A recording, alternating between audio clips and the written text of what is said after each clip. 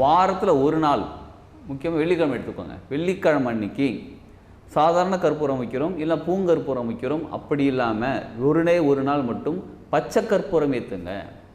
பச்சை கற்பூரம் ஒரு சின்ன பீஸ் எடுத்துக்கோங்க. அது மேலே அதே மாதிரி இந்த கிராம்பு இருக்குது பார்த்தீங்கன்னா, அந்த மொட்டோட வச்சுக்கோங்க. வச்சுட்டு அதை ஏற்றி அதை காமிங்க. இதோட தன்மை ரொம்ப ரொம்ப சிறப்பாக இருக்கும். மகாலட்சுமி தன்மை ஈர்க்கக்கூடியது மட்டும் இல்லைங்க, தேவையில்லாத எனர்ஜி அனுப்பிட்டு மகாலட்சுமி தன்மை ஈர்க்கக்கூடியதாக இருக்கும். அவ்வளோ பவர்ஃபுல்லானது பச்சை கற்பூரம். இப்போ ஏற்கனவே நம்ம டிஃப்யூசரில் நம்ம யூஸ் பண்ணிகிட்ருக்கோம், பச்சை கற்பூரம் யூஸ் பண்ணிக்கிட்டு இருக்கோம். ஓகே, நான் விளக்கு அந்த டிஃப்யூசரை ஒன்று காமிச்சேன் ஏற்கனவே பார்த்துருக்கீங்க பார்த்தீங்களா? அதில் விளக்கேற்றி வச்சு மேலே டிஃப்யூசரில் நான் பச்சை கற்பூரம் போட்டு வச்சுருக்கேன், இல்லை எலக்ட்ரானிக் டிஃப்யூசரில் போட்டு வச்சுருக்கேன். அது பரவாயில்ல. இப்போயும் நான் வெள்ளிக்கிழமை காட்டணுமா? எஸ், வெள்ளிக்கிழமை சாமிக்கு காட்டுங்க. இது நம்ம டிஃப்யூசர் ஏற்றி வைக்கிறது நம்ம வீடு நல்லா வாசனையாக இருக்கிறது. இது கடவுளுக்கு சாமிக்காக காட்டும் போது இன்னும் எனர்ஜிகள் அதிகமாக மாறும். அதனால் இதை பண்ணுங்கள். சரிங்களா?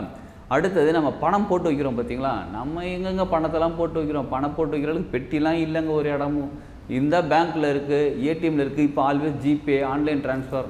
இதில் எங்கே நாங்கள் கேஷ் வச்சுக்கிறது கேட்குறீங்களா? நிச்சயமாக எல்லார் வீட்லேயும் ஒரு சின்னதாக பணப்பெட்டி வாங்கி வைக்கிறோம். அந்த பணப்பெட்டி மரத்தில் தான் இருக்கணும். அதுவும் தேக்கு மரமாக இருந்தால் ரொம்ப ரொம்ப சிறப்பு.